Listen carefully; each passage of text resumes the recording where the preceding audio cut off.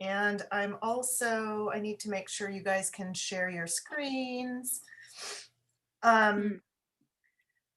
So I'll just blab a little bit while we let more people show up, since it's only just 7. But wow, it's pretty awesome that we've got 12 people by 7. How's everyone doing? Good. Managing. Oh, what is it called? Adequate? I'm doing adequate. Are you acclimating to daylight savings? All right. Adequate is a word that's used back east a lot more. Like adequate is kind of like, it's very interesting because it's just like, just so. I feel like I haven't used that word in a while. I'm going to try to use it more. Right. My friends in New Zealand, when they say something is average, it means terrible. So yeah, how was your trip to the South by? Oh, it was decidedly average, which means completely horrible. Well, now the word decidedly average before it's really good. Yeah. My advisor in Australia was using that one, and the meaning was better than yesterday. No, the worse than yesterday and better than tomorrow. That's good. Oh man. All right. Well, thank you everyone for coming. This is our second to last episode of season 6. Show and Tell. Sharon is hosting tonight with Dyptichs. It should be really fun. Vince, do you have any EBPCO news announcements that you'd like to make before we start? I do. Is it okay if I grab the screen for a little bit? Yeah, you should be able to take it right now.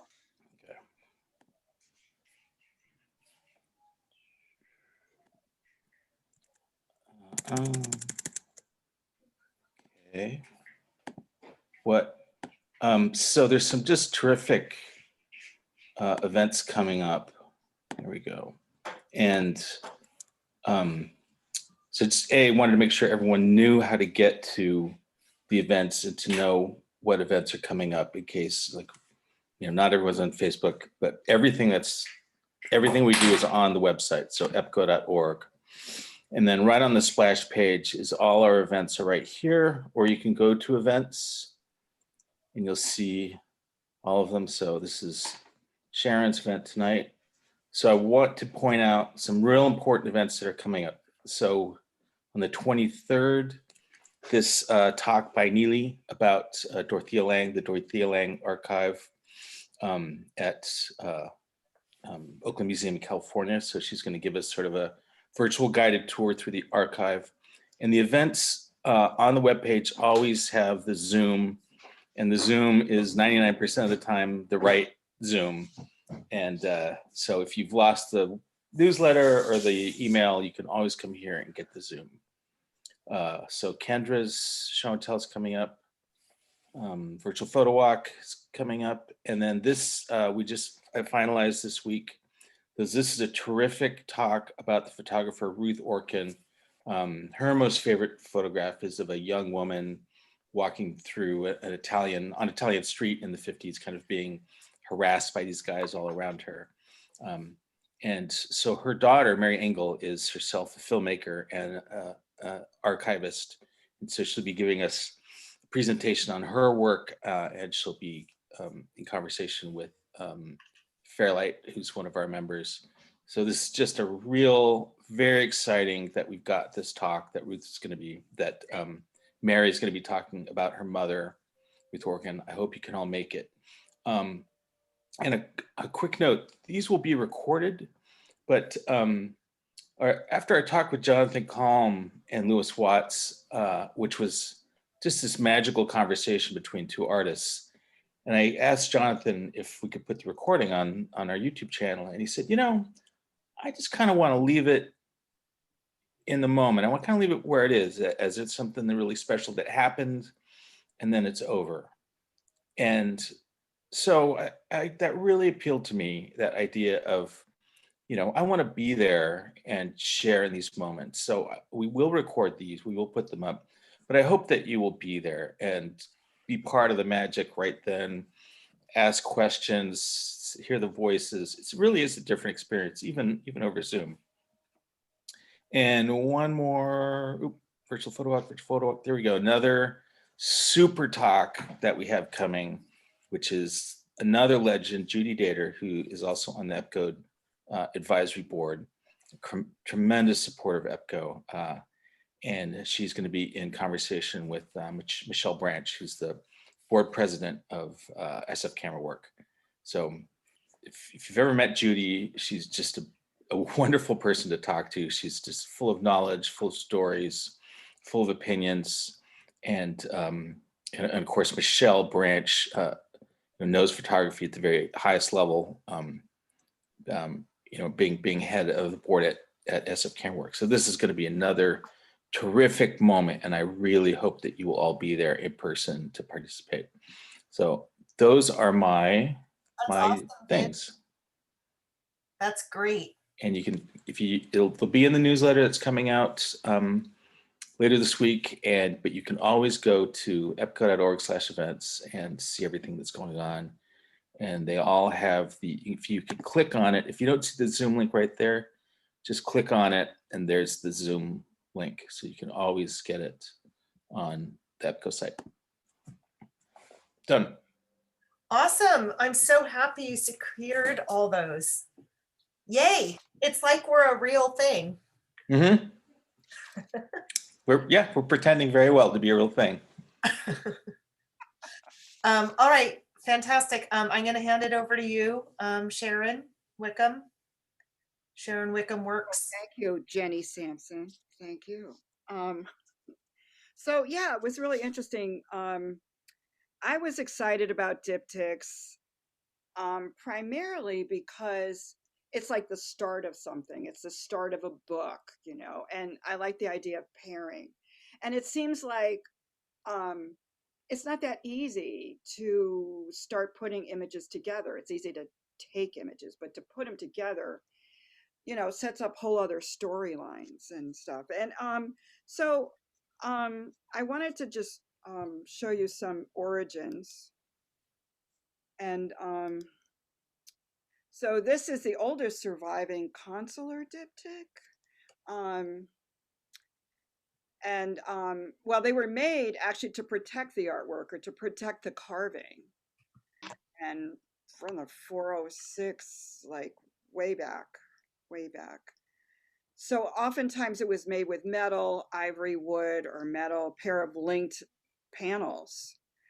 And it's like, so it's like the beginning. It's like the beginning of a book. And of course, oftentimes used for religious purposes, altar pieces and such. So, but I like it as a beginning of things. Let me see. I wanted to start with, let's see, we could pop over here.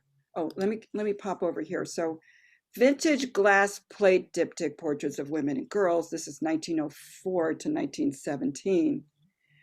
And, I just love that, like the shifts in expression and just seeing that moment shift. I think that's kind of it,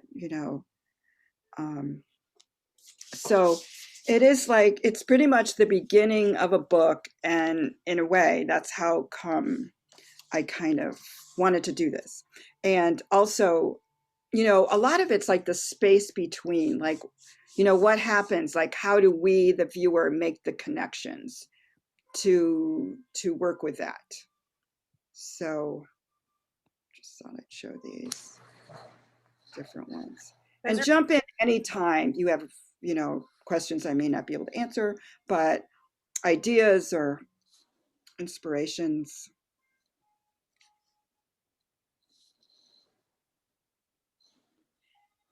It's like a really old version of compare mode in Lightroom. Yeah, I mean, I love the like the X going through her face. Maybe not that one, but like not that, but this. But and also just the subtle changes between. So it's kind of, it's almost like the beginning of a moving image, especially when it's done like this.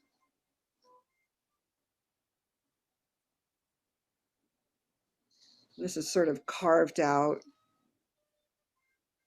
Mm. And then the idea of, you know, if you're looking, you know, the direction of the gaze, which way it's going.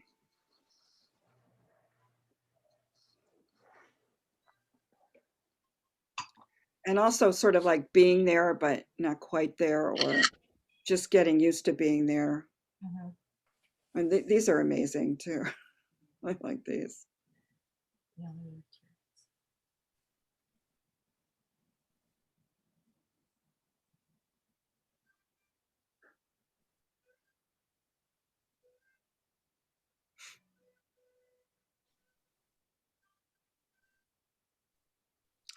So we have these, and then there's, let's see, there's this one I really like. So I'm just picking these, and it was kind of interesting just finding them. Just finding them. Has anybody seen the Mona Lisa in person?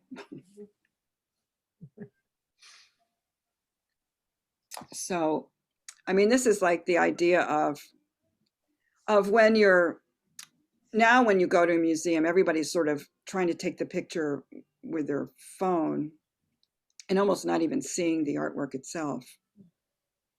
So it's more important to actually show that you were there, that you were actually there. So I think this is really beautiful. I remember the first time I saw the Mona Lisa, I was sitting in front of it and it was like, what's the big deal? I've seen it a million times in different ways. And it didn't live up to all the other versions I saw because I didn't see the original first. So we like to go back to our original, what we originally saw, like this, when you first hear a song for the first time. And then the next time you hear it, even though it might have been not the original version, and then you just kind of go back to that, but wait, you know. So, and I like the idea that the way this is done like this, so you don't even know exactly what you're viewing. But the Mona Lisa was really small in person, and I was lucky I was able to see it when nobody was in the room. Like I waited for everybody to leave, and I just sat there for a really long time to try and get it, try and get what's going on. So, and I do think in museums there should be more seats, actual places to sit in front of artworks that spent, you know, who knows how much time went into them, so that you can really sort of get the resonation of it. And then I thought I'd go from here to this one, Ooh. this tick of, this is Andreas Gursky, and this has been seen at the MoMA. I don't know if it's up right now, but the Hong Kong Stock Exchange, 1994. Check out those computers. So I also think that mirroring images makes a really nice flow, you know, to a diptych a lot. So I think that's, what do you think, guys? And also the scale. Mhm. 73 inches by 176 inches. And it's a gift to the museum, SF MoMA, by Robin Wright. Like, man, that's interesting. So Gursky's photographs really have a lot of impact when you're standing in front of them, just for the sheer scale, for sure. Then we could go from there to Andy Warhol. What's interesting about this is these collectors of his work went to his house and they decided that these two should go together. It wasn't his idea. But by making that happen, it sort of increased the power. And it's the idea of, you know, the culture icon with maybe, you know, in front of the scenes and behind the scenes, what's really going on, you know, versus, and that was not his initial intention, but once they're put together, that impact was able to happen.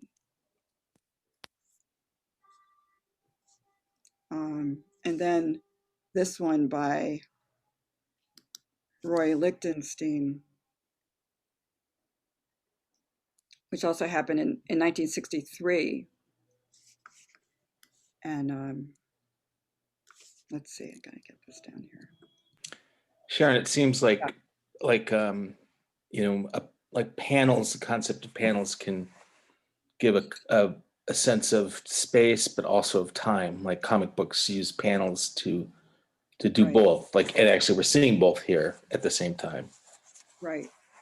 And it's a continuity, and it's also expressed through this connection here.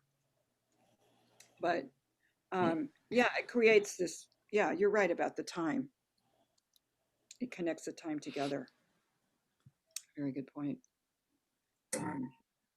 And this was very much about, you know, he was tongue in cheek, but it was what was happening during that time in terms of, you know, Vietnam War and everything. So he was really, and the idea of wham, like how you press the control. I mean, I just keep thinking of the kind of music people play, you know, heavy duty, hard rock, heavy metal stuff when they're actually doing this just to make it happen. So it becomes this live video game and not real anymore. And then this is one of the my most favorite ones that I found. Thought I would show some photography.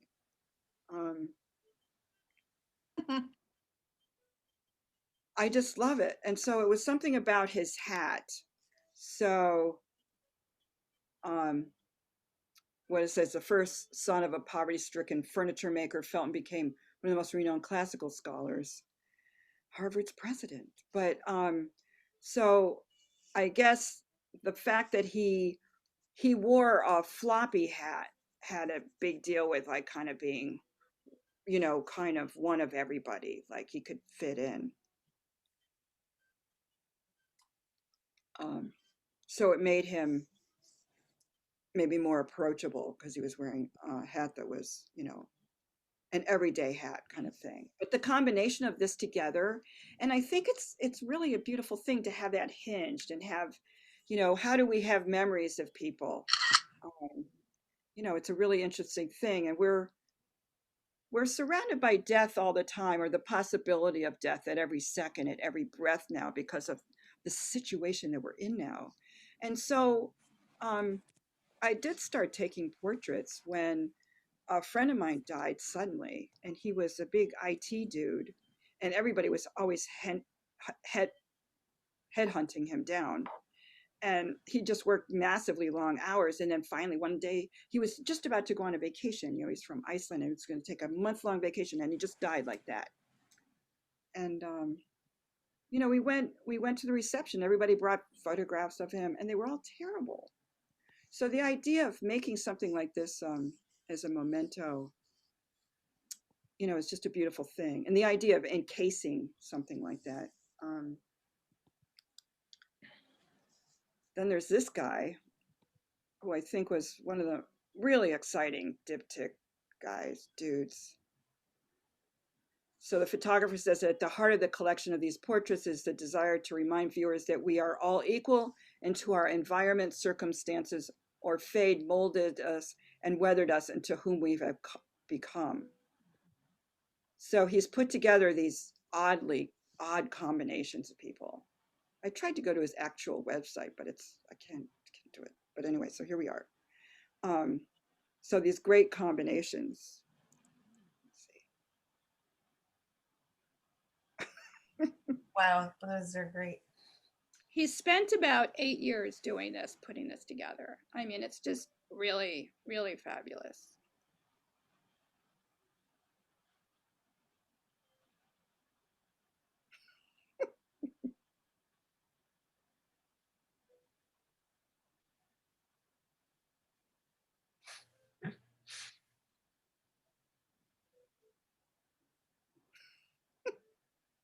Wow. I mean, it's seriously funny, but it's also serious, you know? You know, how do we communicate with each other? You know, and if we did, the longer we did it, the more we would understand each other.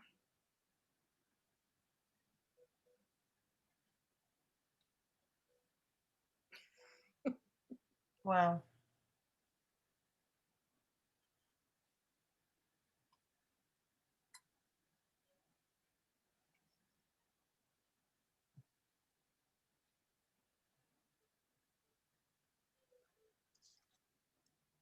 So powerful. Mhm.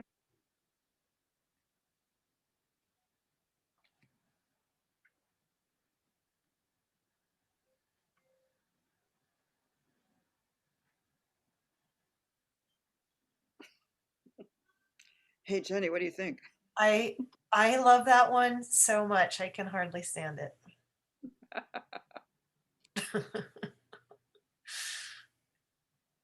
Of Who's course, then, next one? so then the more I was thinking about diptychs, then I was thinking, oh, the power of the triptych, right? You know, what do you put in between here, right?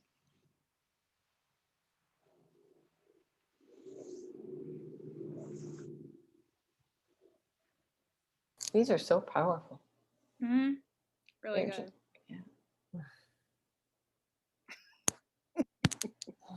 What's this guy's name again? It's Mark.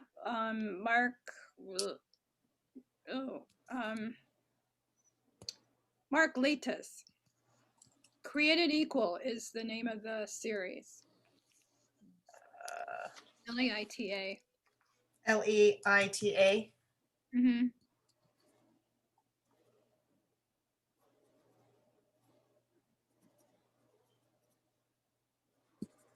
I mean, because it's interesting how we always make up our minds about everybody. Like, even if we, you know, if we think we're liberal or if we think we're, I mean, it's just natural to make stories up. You see somebody coming down the street and you start making up stories.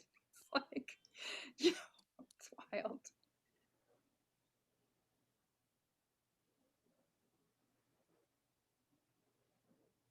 Oh man.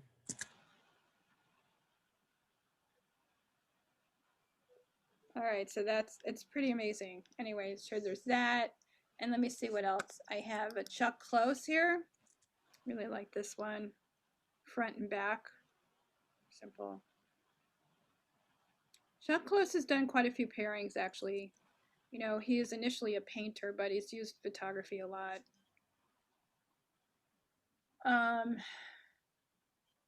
I think, oh, I also have a Dora Maar image that I thought was really quite wonderful. She did a few of these, and she set these up, which I really liked. So this is from the Tate.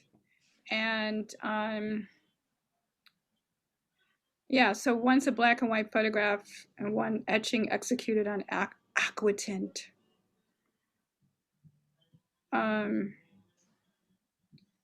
So she did quite a few of these, but I do think it's quite nice. All right. So I guess I will show a couple pieces. I've been working on a few. So this is the first piece I want to show. And let me see. Do this. Oops. And I was inspired by that other one, the way it was framed, so I thought I went for it. So, okay, so this was all done on the iPhone, and I actually downloaded this app of frames. And that's how I redid it. So this was, you can imagine what this is, right?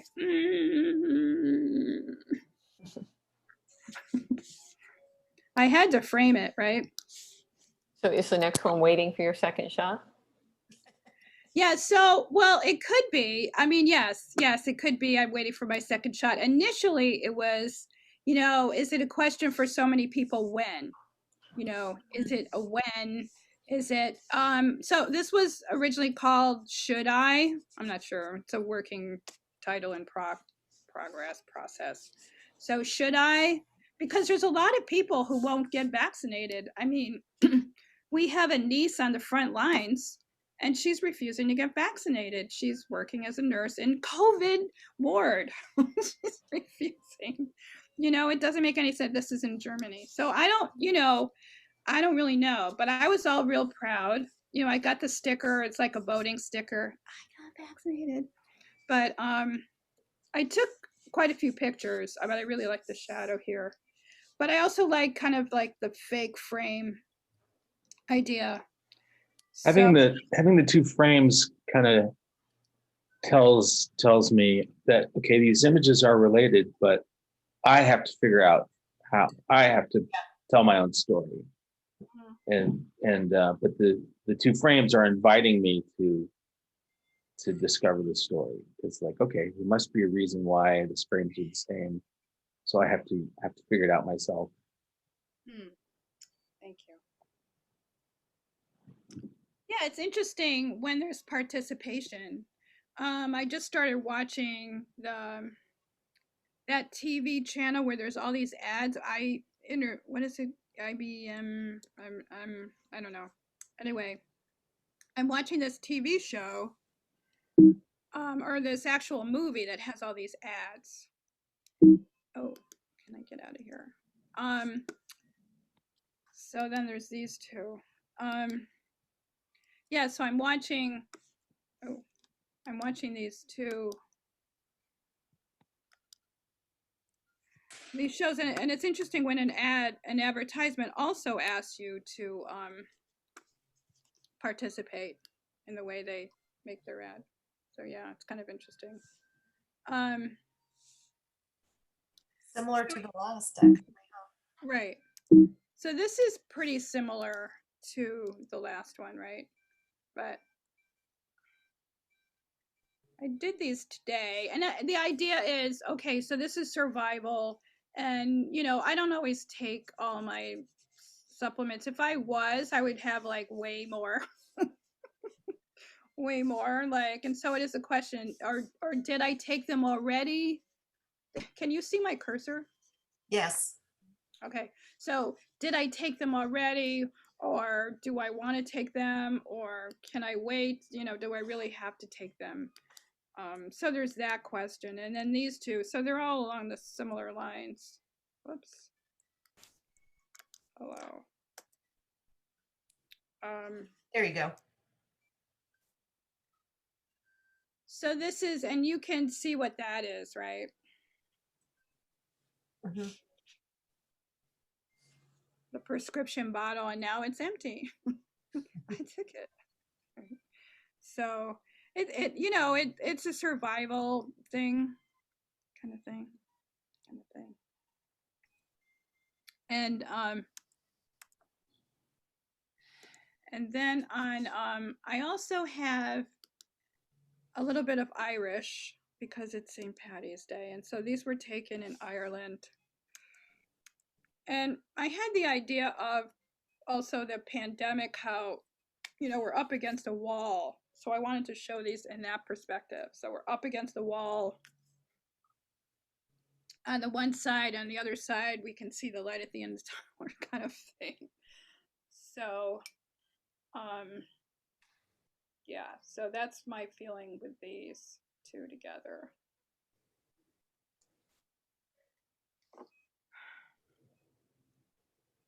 And of course, I mean, things would be different in different ways. So here's the other one of the cross together and sort of the inversion.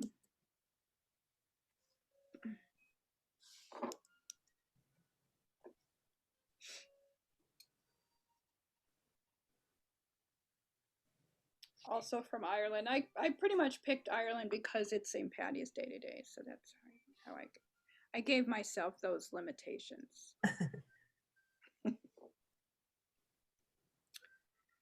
And these are this is one of my favorite kinds of crosses, the Celtic cross. It's also growing up. It was also one of our family's favorite crosses. And one time I lost one in the snow, and I had been wearing it for years.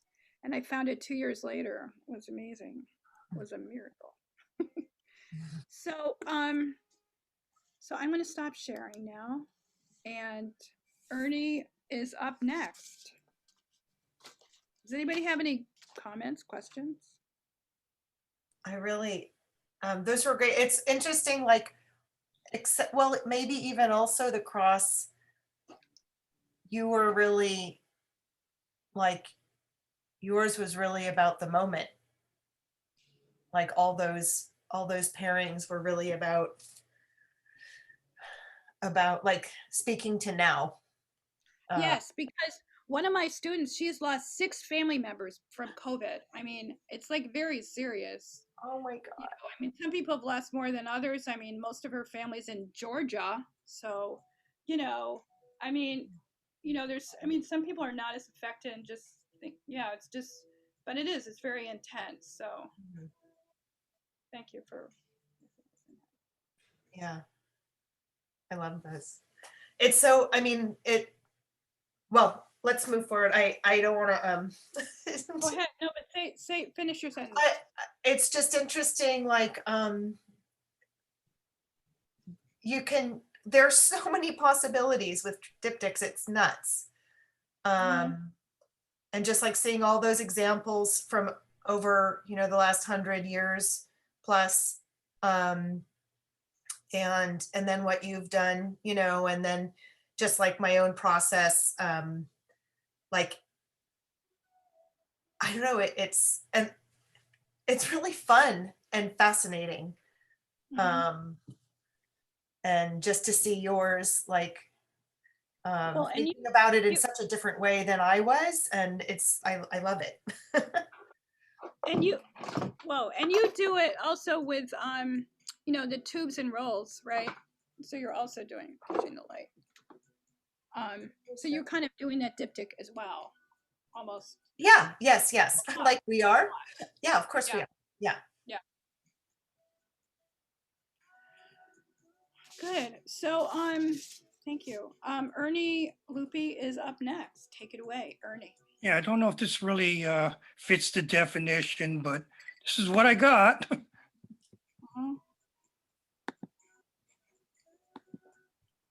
Oops.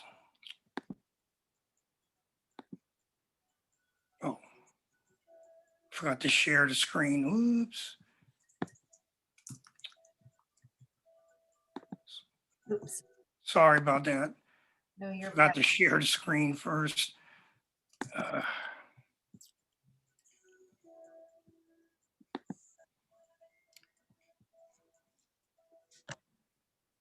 now what's going on? I don't know what's going on. Why don't you go on to somebody else and I'll come back. Rebecca Stees is next if you want to go. Meanwhile. Okay. Ernie, why don't you stop sharing? Oh, whoops. Oh, wait, you're up. Oh, I am? Oh, okay. But all right, sorry. There you are. Looking good. Oh yeah. Now this was an in-camera with a Holga. So I don't know if it fits the definition or not, but one side of the store display and then the other side. And I just, A real life diptych. I mean, an in life diptych. yeah, I don't know. I mean, it's not like total, it's the opposite side of the window display, but it's not, but yeah, it was just a mistake when I was advancing. After I took the first exposure, I went slightly past where I should have, and then took the next one. And this is the result, which I thought was pretty cool. But whether it fits the definition or not, I don't know. And if it doesn't, I apologize. Ernie, no apology necessary, because there's something about, that, it's kind of what Vince was saying about time, so it's like it's moving and it's going from, these moments together, and they're relating to each other and they're connecting with each other by that purpose. And yeah, it's really working. So of course it's very successful. Oh, thanks. Yeah. Yeah, it was just kind of like you can kind of see, like the in between the frame, the gap between the frames, you can still see a little bit of the image there, kind of proceeding into the next frame. And I don't know if you could see, it's pretty hard. There's this guy here, and then, he's kind of like light, and then here he's a little harder to see, but there's a guy in a business suit and tie. And that kind of caught my eye there. As these are opposites, but you can't really see him very well. Sorry, but anyway, that's it. Amore. Right. Amore. And what about that dress? I know. I love that dress. Come on, that's crazy. That's if I could see Jenny in it. Not that she wears dresses very much, but hey, I could see Jenny in that dress as a chef Jenny Sampson. I'll wear it to work. Right. But Okay. that's good. That's really good. I mean, the thing is there's so many ways to do diptychs.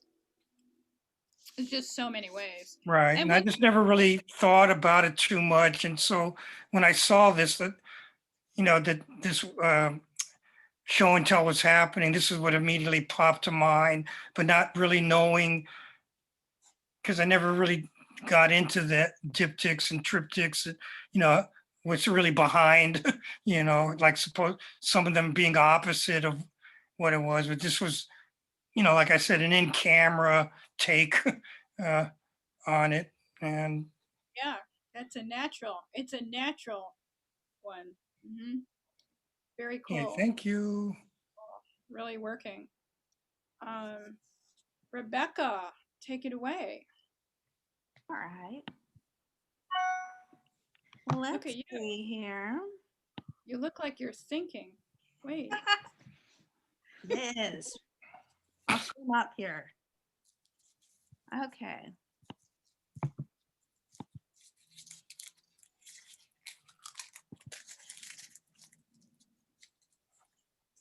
Wow. I'd love to hear just if people feel like they see a story. I don't have a specific story, but anything, any symbol might mean to you, or the relationship, just kind of freestyle. Very freestyle. This is very jazzy, Rebecca. So I see a story. What comes to mind is this first one. It looks like there's about to be an accident, and this guy who's almost already in the next world because he's only partly there.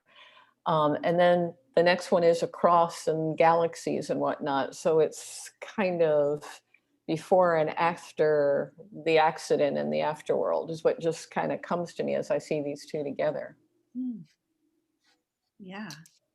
Wow, that's exciting. I like the way you think. Well, I like the way you photograph. That's crazy. For me, I feel like I'm picking up a resonance in the tones between the two. That kind of the bright white background is carrying over into the next image, and then the shadow tones of the dashboard. And so that's what's inviting me to do some comparisons or find some connection between the two. Is just the tonality. And I feel like it's working on this kind of subliminal level. I think that whole space around the cross is galactical. It's galactical. You know, and then you get some of that same kind of sparkle stuff going inside the car. It's kind of, I don't know, going into the galaxy. Yeah, I see that. I think, you know, so that student of mine who said she lost six of her family members to corona, and she says that she's not afraid of death, which I thought was, geez, really? But she has jumped out of airplanes, so it's not like she hasn't and photographed it. So it is interesting, like, you know, how we can be brave going forward. You know, I think I'm kind of fascinated with especially students right now who are dealing with so much, and then you have like, how can you be brave and scared and brave at the same time? Something I'm noticing that I really like is how the center of both of the photographs has that white. One is like white clouds and the other is white water spray. but they're both somewhat central to the photograph, similar but different.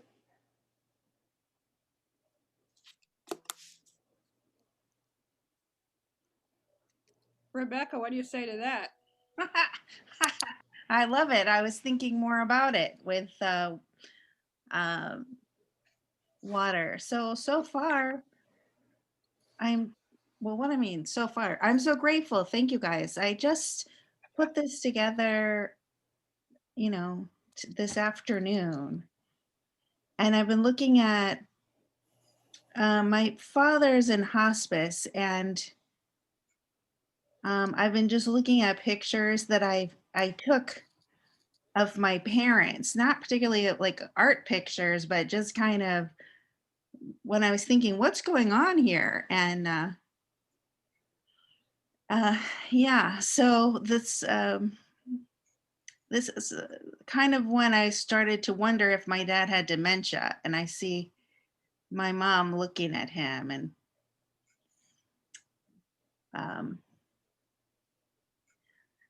yeah, and so death and dashboards and galaxies and other worlds and this black and the brown. Yeah, I'm glad. I feel like when I ask people to look at a picture, if they kind of they pick up some of the things I've been thinking about, I'm really happy about that. And I also learn a lot from hearing other people seeing it, because I usually take the pictures to figure out things, not because I already know, like finding out. Sometimes pictures give me more information, years down the line. Yeah, I think it's important to be surprised by your pictures, definitely. So you took that photograph of your mom there? Yeah. Is that, Mm-hmm. and then how did you render it? It's like a watercolor app.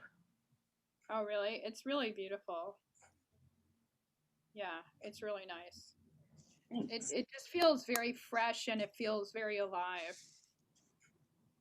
Yeah, that's something I've been interested in, is these photos I've taken to document things. Can I turn those into something? Because they may not have, beautiful light or something. So thanks for that feedback. I think like the point of view of being in the car, I'm a big fan of car photos, like especially inside car photos. Um, and I just feel like I'm right there with her, Yeah. getting my windshield cleaned, Yeah. so I can see where I'm going. One question I have is, what do you think about the different sizes of the images? Like, Well, when I looked at a bunch of diptychs of painters, and there's some other painters I didn't show where, and I think it's different when it's solid, like, so they were different sizes, but butt up against each other in different sizes. Maybe it works a little bit better. So it depends on how it's physically done too. Like if they're not the same, it's easy because we kind of want our eyes to kind of go. So I think it just depends on how it's physically rendered. Maybe, like if these were both framed in a white frame and then they were butt up against each other, it'd be kind of cool. I think it wouldn't matter the size differential. Rebecca, why did you choose the sizes like this? Oh, better question. It's good. Yeah. Well,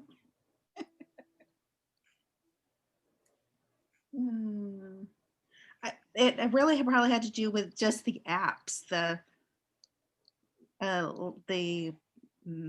plus sign cross thing is, I just had it set to like an Instagram setting, so it was kind of random. But when I put it on the same, on the same slide, I did play around with making the cross thing kind of bigger and smaller and against it. And I would have been okay with it being smaller, but then you kind of lost some detail of it. So You know, right now it feels kind of jarring, and I'm not sure. It's kind of jarring, which may make it kind of tense, which might be okay. I like the idea that Sharon had of attaching them. Yeah. It might be interesting for you to play around with that. Oops. Oh, is Sorry. is that your other one? I did, but I thought I want to give everyone a turn, of course. yeah, I don't know our time frame. Maybe you can tell us. I think you also, if you have Snapseed, the app, you can also you can expand the canvas really easily. So sometimes that helps. Which app? Snapseed. Oh, you don't have Snapseed. Snapseed. Yeah, you have Snapseed. Yeah. Yeah, you can expand the outer dimensions really easily. Thank you so much. Yeah. Jenny, what do you think of the time frame? And should we move on then? I guess? Well, we have until about 8:30. So depending on how many people are left. So I guess we'll go ahead to Vince, and then we could circle around, Rebecca, if our time allows. Mm-hmm. Take it away, Vince. That was good, Rebecca. That was good. Yeah. Thanks. You always make us think. Yeah. No, we got to be on our toes for Rebecca. I know you always ask us, but hey, Vince, this is a triptych, dude. What are you sneaking in? You're muted. Oh, there Yeah. Okay. Starting a new series, man. Yeah. Oh, sneak. Yeah. Sorry to bend the rules. This is actually a series that I started a couple months ago, which I didn't, like all series, didn't know it was a series at a time. But been kind of going to places with some emotional impact, and that feeling that Sharon, you talked about a little bit earlier, of kind of shifting our, shifting our perspective and shifting what we're experiencing in small ways. And when I'm in these emotional places, you've got this feeling of disorientation where you're trying to understand what you're feeling, and you're maybe looking around to try to understand what you're seeing. And so for me, that shift represents this internal exploration where you're trying to understand both what's inside you and what's outside you. And so this was taken at Port Chicago, and which is off Highway 4 on the way to Pittsburgh. And it's kind of an infamous place. It's a Navy weapons depot. And in World War II, it was where ships docked to be loaded with weapons. And of course, who had the task of loading the weapons onto the ships, the highly dangerous task? They were all African Americans who did the loading. And there was an explosion in 1942, and over 300 of the loaders were killed. And they went on strike after that, but it was an unsuccessful strike. Nothing really changed. And there's no memorial or anything to that. But when I went there, just to sort of see what I could see, what I saw was more inside me, more of just trying to find the emotions and memories about this tragedy. So that's the first part of this, and I'm kind of getting into that idea of the frame shifting us in space and time, both internally and externally. And I want to show one more from this series. So let me do it. Yeah. So this is a visit to a cemetery where my father's buried, and I haven't been there, in 40 years. And Anita suggested we visit there because we were driving through. And again, I felt this kind of searching both internally and externally to try to understand what I was feeling, understand what I was seeing. And I feel like this multi-frame thing works very well to get that across, that searching inside and out. So those are my ticks, trip and otherwise. So what do you think about the Excuse me. What do you think about the difference between triptychs and diptychs? Like what is that?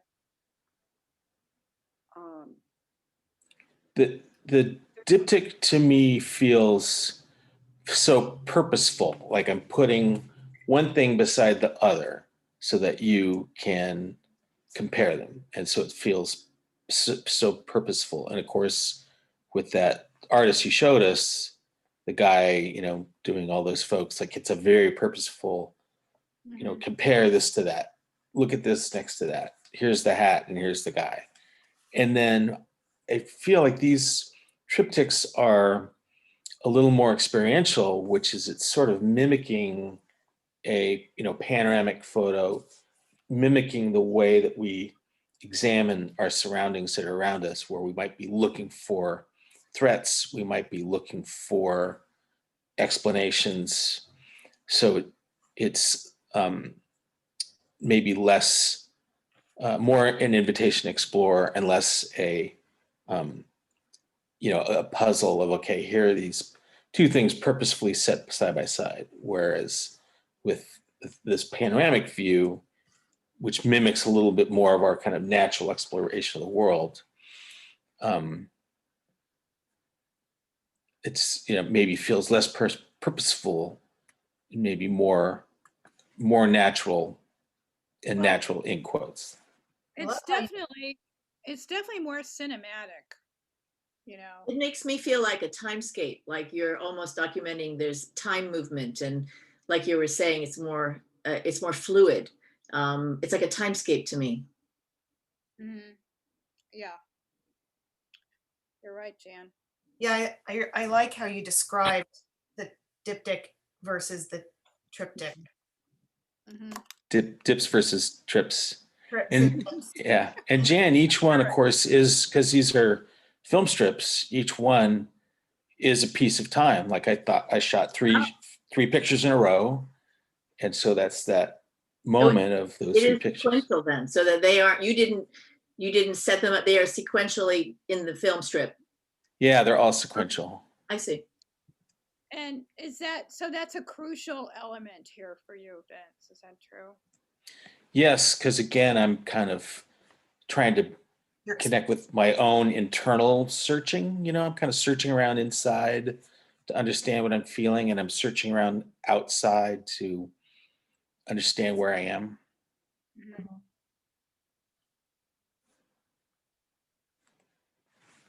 Yeah. Where is the cemetery, Vince, if you don't mind me asking? Pine Mountain Cemetery in Atascadero, California, Central California. Okay.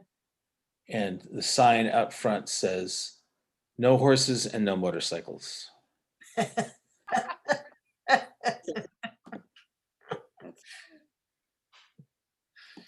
really good. Thank you, Vince, so much. I really appreciate it. And now you make us want to, we have to include some triptych occasion at some point, right? What's the next what's the next step up? Quadticks? Polyptych. I'm thinking Maria the Butler is triptych up is, next. the triptych is non-binary. Okay, share screen. Is next, and after Let's Maria check. comes Sherry, and after Sherry comes Jen. Just Your screen share. Okay, can you all see that? Oh my God, look at all your note taking. That is so impressive. From What our would, notes. Sorry, we got a Oh. summary of your notes from the, we'll come to you if we have any questions about tonight's show and tell. so this is back, Yeah. I'm sorry, are you ready for me to talk? Yes. Yeah, sorry. So I guess there's a million ways to go with, it seems, with diptychs or triptychs or polytychs or whatever. And I had a bunch of them, but just you had to pick one way to go. These are, I'm presently living right near Emeryville Bay Street, and these are 2 storefront windows, and they are literally 2 doors down from each other. And I just thought it was kind of funny because they're so different in the way they approach selling to women and selling women. So yeah, that's why I put these 2 together. And I, any comments or whatever. Are those stores open? That's my question. Yeah, they are. Yeah, interesting. I like how there's, you've got the images side by side. So you've got that set of questions, but also the layers of reflection that are also in themselves, another set of juxtapositions, another pairing of images. Mhm. So this is actually a quad tip. Yeah, I like the way she's looking over, like, to the next image. Yeah. Yeah. Should she buy that underwear and put it underneath? Yeah. No, but that's pretty cool. Like the way you put them together. Is the palm trees in the background, is that the same tree? They could be. These stores are about 2 doors down from each other. There are a lot of palm trees here, so I can't attest to the fact that they're the same, but they could be. I think that's a significant part of the story. This the stores. Do you have a picture? I mean, not that you'd show us right now, but a picture of that you could, like the storefronts. You mean like to pull back and get both storefronts together? Yeah. Is that what you're saying? Yeah. I don't have that picture, but that, it's an interesting thought. Yeah, I mean, again, there's so many ways to work with that. And, if this was a triptych, that might be a nice third picture, Yes. blending them. Yeah. I just like, go ahead. What I'm curious about is, all you guys, did you often, when you were putting together diptychs, did you also wonder how it would play out as a triptych, or did you make you want to do a triptych, or you know what I mean? Because like a few times I thought, gee, that'd be nice as a triptych, I mean, it is interesting because it really invites the viewer though to jump in and make some connections. I want to piggyback on what I think, Sharon, it was you who said, like, the look, like where the mannequin with like the full bodied mannequin and her eyes, or its eyes, where it's gazing, like how that relates to what is in the next shop. On top of the fact that she's very covered. I mean, the juxtaposition of the amount of dress on these mannequins, and then the one who, the face masked hat or head covering everything, and then kind of just looking that way towards these, as Jean kind of mentioned in the chat, these headless lingerie things. And then you've got these arrows too that are really that really add. I did not, I didn't even see this at first. They really, they sneak up on you and then they get right in there. I hadn't noticed those myself. They're kind of pointing towards the crotches and, you know, underscoring that. Yeah, yeah. I think it's interesting that the one with the face mask at least has a face. You know, I mean, we make a big deal over, you know, people in a lot of Muslim countries where the women, you know, have to wear burqas and whatnot. And this woman is covered, but at least she has a face. And the ones that are focused on the bodies and the lingerie don't even have a head. Mhm. So I have one more, if we have time, I guess maybe we can circle back if we do. How many more people do we have, Sharon? 1, 2, 3, 4. We better keep. Okay, yeah, okay. And then we'll see what's happening next. Mhm. And Sherry is next, and then Jenny, and then Chris. And then Jan. Okay, thank you. Let me share my screen. Let's see, here we go. And let me open this up. Okay, can you all see this? Mhm. Yep. So I have a little different approach to the diptych. The main reason that I do diptychs, which isn't that often, is for scale. Because I print all my own images and I do all my own resin pours, the largest size I can really work with comfortably is about 50 inches by 36. But I like scale. And so in order to get a piece that's a little bigger, I have to put two parts together. So mine are really quite planned out. It's not a juxtaposition of different things, but it's really one image that I have to figure out, you know, exactly where I'm going to separate it. So these are my photo-based oil paintings. I take a lot of photos. I think I probably talked about this in a previous meeting with all of you. I put the photos together in Photoshop in black and white.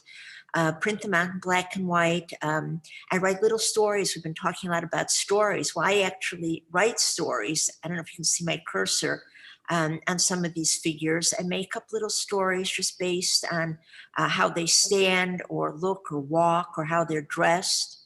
I usually do 2 to 3 figures on each panel. Totally made up. I don't interview anybody. And then I hand paint with oil glazes to get all the colors. I do a resin pour, then I do some more painting. So they usually have about 3 different resin pours. And this was a large diptych. This is called Joie de Vie Always. It's 50 inches high, 72 across.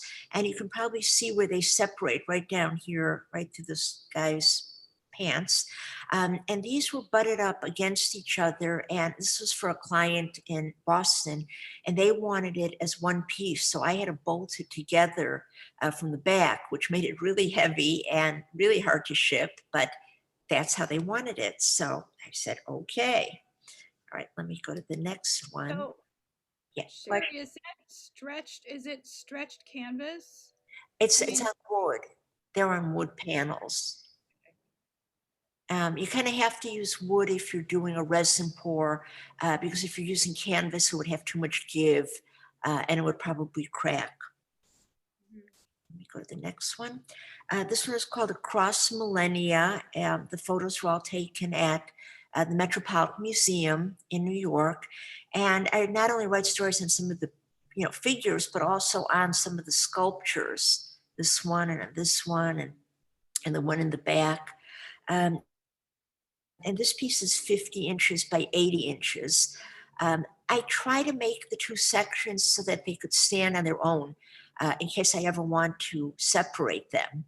Doesn't always work well, but I try to have them work on their own.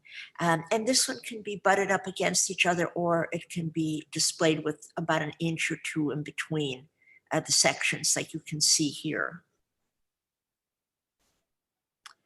This is a real recent one. It's called Proximity of Future Days, 30 inches high by 48 inches across. Again, these 2 panels, I really made sure that they would work individually as well as being butted up together. I I fade out the top sections that you can see here that are sort of, grayed out. That represents to me a time element about all the people that, have been in the same location maybe an hour before I got there, or maybe they're going to be there 10 years in the future. But it's about the time continuum and how we're all sort of on the same time continuum, whether we are really aware of that or not in any given moment. So I'm just kind of capturing that one moment where these people are maybe fading in or fading out. And then the last one is called Everybody Knows, 40 inches by 60 inches. And this client wanted it butted right up against each other, which is okay with me. I'm usually pretty open to how somebody wants to display it. And again, I tried to make sure that each section would work individually as well. So those are my diptychs. Any So questions? you only had to bolt one of them for that specific client, right? Right. Yeah. And it's a lot of work trying to bolt together Right. pieces and ship them and carry them. But because the whole point of doing it like working modularly is because it's sort of in a way it can be easier to ship, supposedly, right? Right. Yeah. So for me, it's really all about scale and being able to work in a little bigger scale than I would be able to if I was just doing one piece myself. Any other questions, comments? Can you tell us about the stories? Are these stories you are making up about the people, or oral history stories of the people themselves? No, totally made up. Because I photograph in public places, all these were taken in Grand Central Station or the Metropolitan Museum. So I don't ever interview anybody. The people are, running back and forth. I wouldn't even be able to catch them to interview them if I wanted to. But also, I'm kind of a people watcher. And so it's more fun for me to kind of make up who I think they are, where they're from, what they do for a living, their hopes, their dreams. And then I always say something kind of funny and sometimes a little embarrassing, things that I wouldn't want people to know. Can you zoom in on one of them so we could see the text on it? Yeah, let me see how to zoom in on them. Command plus, the command plus.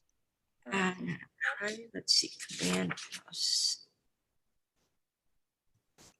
Okay,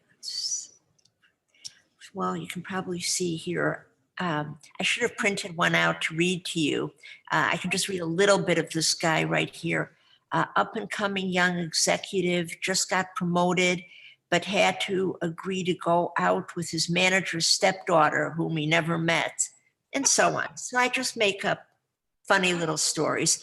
And I really want people to laugh, when they're, in the show, hanging somewhere and people are reading it. I want them to laugh. I want people to maybe relate to it and say, oh, that's just like my cousin, or that's just like my brother, And I think by having text in the work, it adds another layer and kind of pulls the viewer in, and it kind of forces them to spend a little extra time looking at the work, because I think people tend to only look at artwork for like 5 to 7 seconds when they're at a show. So this maybe now they'll look for 10 seconds. So thank you. Thanks, everybody. Thanks, Sherry. I also think, I'll go back to what I said before. I mean, I do think there should be, and especially with photography, it ends up in hallways, and hallways you kind of you run through it kind of because of the nature of the hallway sort of shoving you through. So, I remember I was at at Mama in New York, and this woman was and she was in a business suit, and she decided to sit on the floor at Mama just to enjoy the work, the Anselm Kiefer show.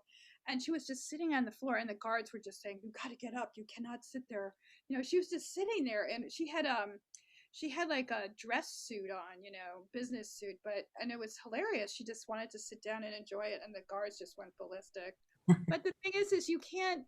It's really hard to enjoy work if you're just walking through. I mean, you're talking with other people, so anyway, it's interesting to see everybody here the way you've done it. Thank you. Thank you.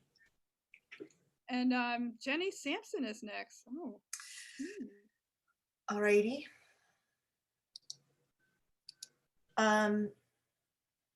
So I also kind of put this stuff together quickly, not intentionally. I just kind of forgot that I had signed up. Hey, wait a minute. Wait a minute. And actually, anyway, I'll go these pretty quickly. What I did, well, this one I showed actually on a black and white show and tell, but it was kind of perfect for Dyptichs. And so I just thought I'd throw it in there. Two tin types, one on black, black surface, one on white surface. And I don't know, it's the positive negative thing, like of the Mona Lisa, which was so effective. Anyway, so there's one. And then what I did actually for this is I knew that I could feel the anxiety of trying to put two together, because I knew it was this rabbit hole for me and I was going to overthink it. And so I decided to look at my entire, or a huge chunk of my library of camera phone pictures from over the last handful of years from multiple phones, and look at them in the grid view and just see where my eye was like going to, and then picking them out. And then from there, I created some Dyptichs, and I also played around with the background, whether it was gray or white. So that's where I'm going here. And then I also went to some of my silver gelatin work also, with the same premise. That dog butt seemed to go along with lots of things. Oh, I see. So yeah, that's an interesting idea in itself, where you keep the same image and then you just throw in these others. It wasn't intentional, but that's what was happening. So I think actually is that it? Yeah, I had. Those are beautiful. I love the black and white. That bush is amazing. And it's really interesting, honestly, to see these with a white background and a black background, or white and gray. I don't know if I don't think there's time to do it, but I was going and I mean, as I think most of us know, it really can like just change how everything looks. Yeah, no. And how, if we did all these Dyptichs framed, or like we have, Sherry's up big, and I mean, to actually see how they would be put together would also make such a huge difference. Yeah, and originally I was like, okay, color, color. I gotta look for things like with similar colors, and then I'm always like, I cannot get away from geometric patterns, and so that's where things go. And I have so many photographs that have similar geometric makeups, or conflicting, anyway, it was so much fun, and it really like it really like allowed me to see, like, these were just like fun little snapshots. I mean, I'm a catering chef, so I have so many flipping pictures of things I'm cutting, and stuff, and or cooking, whatever it is, and I never do anything with them, even though my intent is to do something with them. And it was so fun to actually pull them in, in a more like, well, kind of, I think for the virtual photo walk that we did last time, which was my block, I remember realizing like shooting really quickly, like what I get from shooting really quickly is just a more instinctive representation of what I'm seeing. Like if I overthink things, it's not going to work.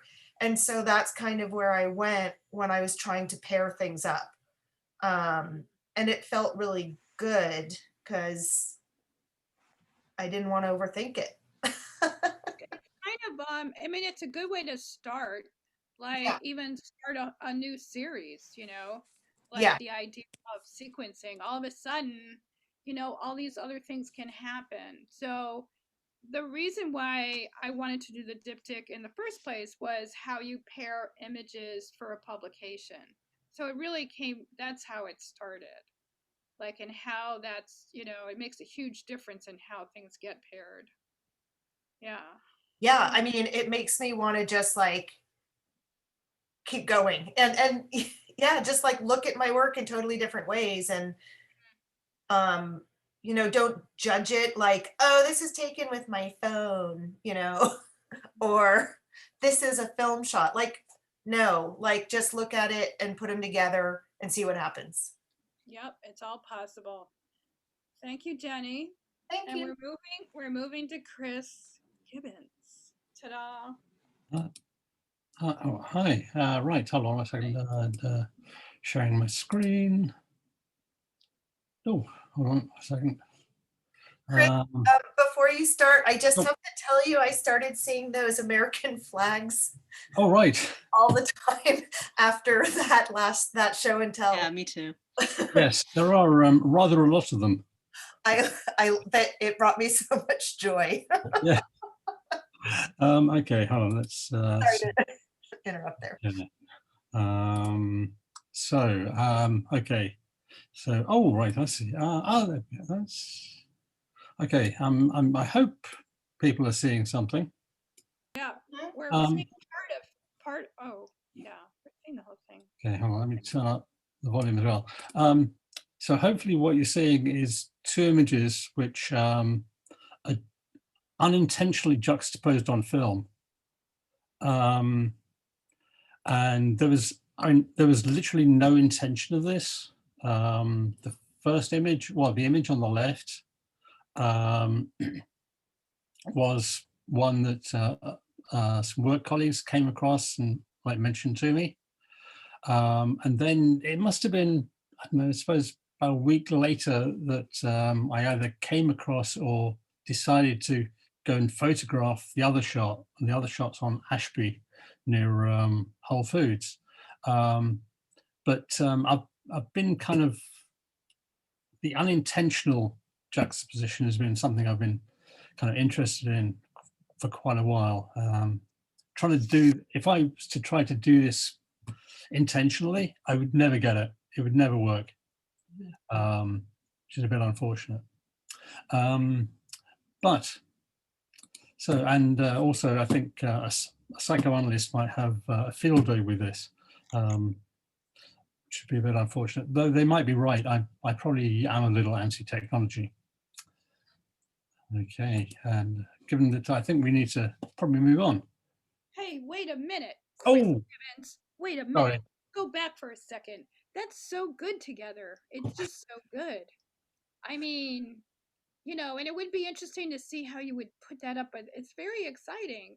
It's very exciting. It's hilarious.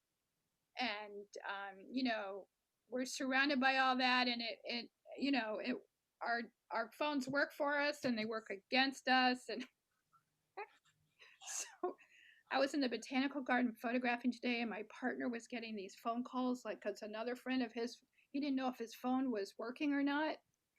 So he kept calling all the time. And I was like, this is a botanical garden. It's kind of like a library. Hey, you know, so it's kind of this funny thing, like, and how, you know, when cell phones first came out, like, you know, people were on them all the time. And I remember this one kid was saying to his dad, you know, Dad, but and his father was saying, like, well, you can't keep calling me. His father's a doctor. And his son was saying, well, but I don't have anybody else to call because nobody else has a cell phone because they hadn't gotten one yet, you know. And then there's somebody else who was saying, like, I got rid of my cell phone. It was like a pacifier. But now it's impossible. It's impossible. I have a question. Oh, sorry. Go ahead. Chris, you were saying that these are not intentional, that if you did it intentionally, it wouldn't work. Does that mean the diptych as it turned out to be, like one image, one frame following the other that totally worked together? Is that- Yes, Okay, absolutely. yeah. Yeah. It's a miracle. No, exactly. It is. Yeah. There's a kind of magic to it, and it's one of those things. I can get the odd shot across a roll of film, but two like this together, it's kind of like, oh wow, okay, that doesn't happen very often. Yeah. I mean, at one point I did actually go through a whole number of rolls of film. I think I've got about 450 at one point, and I was searching for things of that nature, and there's probably not as many as I would hope. And certainly not as many as that work together like this does. It's funny, I just processed a roll of film that, oh no, I lied. I didn't process a roll of film. I was going through binders of old negatives. Yeah. There was a proof sheet that I didn't remember at all, and I scanned it, and it just so happened to have been a double shot roll. And I'm just thinking about like double exposures versus diptychs. Like in a way, double exposures are diptychs in their own right. Mhm.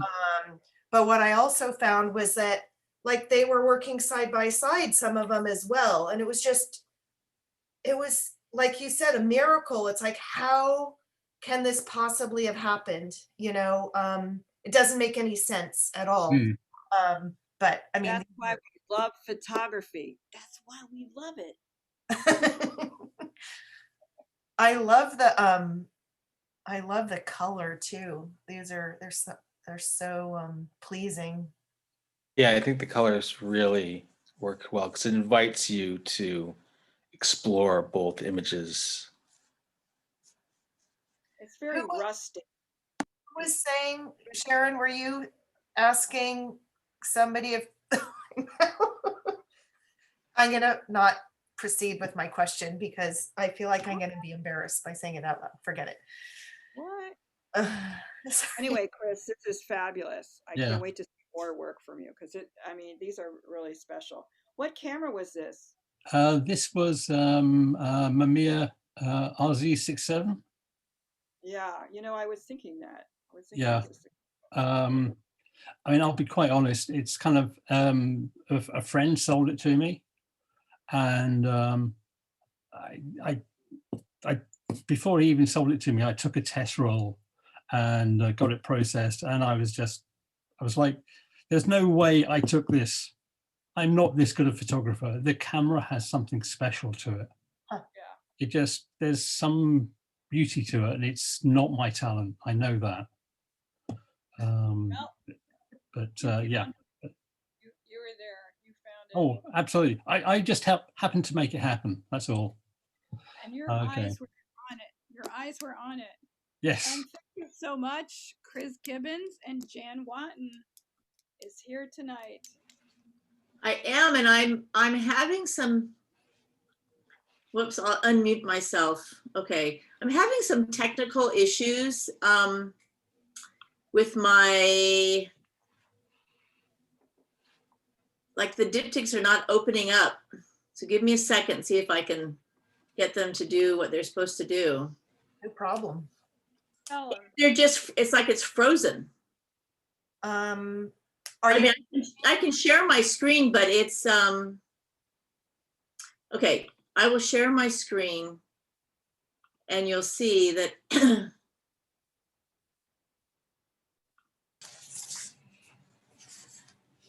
let's see. Do you see this? Yep. It's just spinning like a little. No, we can see the diptychs. Do you see the little? Nope. Beach ball? We see the guy holding the cross, the guy holding the cane or the cane. But do you see the little fish? I can't seem to move it. What if you closed out of there and opened it up again? Okay. And those look so amazing. Just yeah, this is really frustrating. We can see it though. You do it. My last one because I could. Yeah. You can scroll up. It's not, it's frozen. Okay, so Okay, I'll just talk about what I've got here. I mean, you can see Wait, that. wait, wait. It's- The other thing, well, the other thing you could do is stop sharing and start again. See if that helps. I've been doing it while we've been talking, and I should have just closed it out thinking, oh, it'll be fine. But you know what? It's frozen. It's on my You can try. favorite floor. I'll just talk about these. So that's fine. Okay. So this is a series that's near and dear to my heart. It's called Aspects of Identity. And I started this series, I mean, it's been a while. I started this series a long time ago. And I was really interested in portraiture. And I did it for a while and having fine results, but then realizing that what I really was interested in was sort of capturing the essence of somebody. So I would ask my sitters to come and bring an object that they felt revealed something about their identity, either something that they cherish, something that they feel reveals something about themselves, something that has a special memory. And so this series is a variety of, you know, religious icons to their cane, to their musical instrument, to a photograph of their grandmother who they adore, to people bringing rocks. Somebody brought a rat. And I had no idea. It was, you know, the element of surprise. You know, they would come with a bag of things, and then we would photograph. And it really was about creating a narrative between the person and the object. And I'm most interested in the viewer being able to make their own interpretation, their own narrative of what's going on. I think that that's more interesting because these all have stories. They all have something to talk about. They all have personal histories. And I also think it's interesting for the viewer to then look at those images and create their own story, their own, you know, narrative. You know, Sharon, I think, mentioned earlier about creating memories, and this is really part of what this is about. I mean, these people have been memorialized, and it's about their memory, their experience, and it was a real joy to photograph. So it's an aspect of these people. It's not the whole story about this individual, but it's an aspect about them. And I love that idea. So I'll make it, that's it. So how long did you work on this series? Because it's so precise and you know, devoted. It's like a devotional. That is such a good word for it. You know, that's interesting you say that, because I was so devoted to it. I mean, it was my passion for, how long did I shoot it? Probably about, I don't know, 8 years, 10 years, maybe not 10 years, but for a long time. And I haven't done it, it's a while ago. But I just added these to my website, and I really pondered, like, should I be putting old work on there, older work? But then I thought, oh, it's what I've done, you know, it's part of me. This is a very significant series of work. This is a really serious body of work for me, you know, and so it's a part of me. So I know, it's devotional. I like that word. I don't think there's any such thing as old work. Yeah. I really don't. I just don't think so. And I don't think anybody should think like that. If it's strong and fierce, it goes through time. Just goes right through time. Slices right through it. Yeah. Thank you. I like that. It's a document of our lives. It's a document of these people's lives, maybe a while ago in the 90s, but it was a document of their lives. Nice and sensitive. Really nice. I'm so glad. Brava. I'm so glad you're here tonight. Thank you for letting me show it. I love that series, and it was nice to bring it up and talk about it. It's so beautiful. Oh, it's really beautiful. Where are you? Oh, there you are. I mean, have you shown it much or submitted it to any like shown it like at Photo Americas or any of those reviews? Have you shown it? Oh, it's been shown at Photo Fest. I had my first solo show at the Jung Center in Houston. And so yeah, it has been shown. It's in a couple collections. And so it did have a nice run of success in the mid 90s. So we're talking, it's like, oh my God. I'm so glad it's but never mind, we won't talk about how long ago that was. But it had a very nice run, and yeah, no. It's timeless. It's totally timeless. Yeah. But the curious thing is, so that was very precise work. It was very, crisp, sharp. And now what I'm into is like these fuzzy, ridiculously Holga images, which is, I think, is a reaction to that work, because it was very labor intensive. The hours in the darkroom, when I first started doing it, I was printing them on one piece of paper side by side. And you know how difficult that is? I mean, it was insane. So yeah. I stopped doing that. But. Yeah, it's interesting. Well, that's good. You've made your life easier. How we can make our life easier and still, make it fierce. It's good. Yeah. Well, thank you all for being here tonight. You know what I'm saying?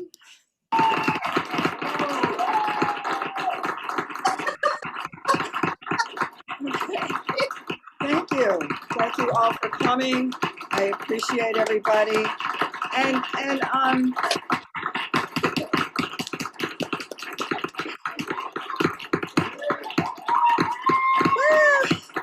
the extended slow fade out.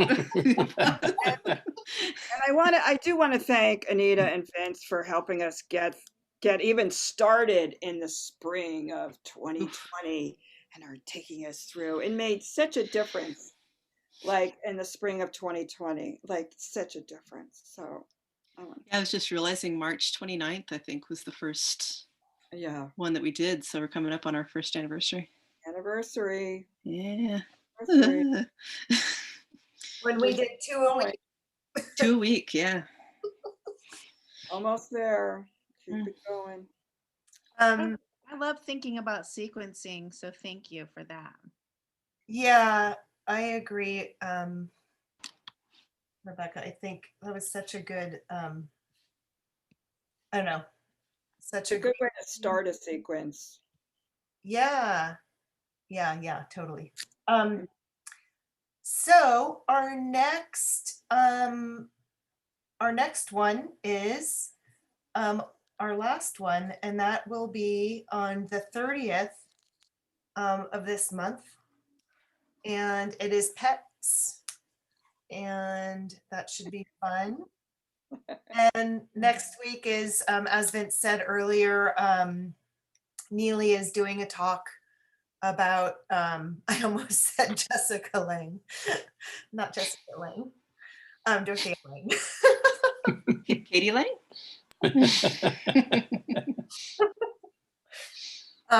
Does anyone else want to say anything? Thank you, Jenny. Yeah, thank you, Jenny. Thank you, everyone. It's fantastic. It was great. Bye-bye. Bye. Good night. Good night. Good night. Night.